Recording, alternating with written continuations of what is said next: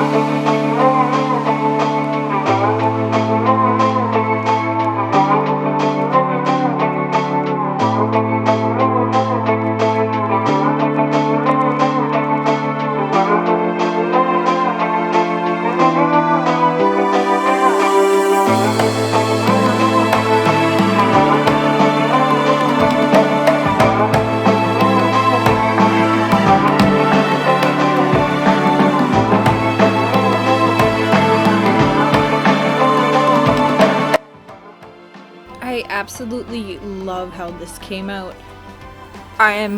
Wanted to run more off the canvas, but I wanted to keep that top part kind of intact because after I went over it with the blue, it just made it look so nice, and that was kind of one of my favorite parts of this painting. So I didn't want to ruin it. But, you know, this was still just an experiment to see how these came out. I'm probably gonna re-gesso over this canvas just to have it around, you know? It's gonna help. So let me know what you think of this one in the comments below. Like this painting if you like this painting, share with your friends to spread the love, and subscribe if you haven't already, and I will see you next time. Bye!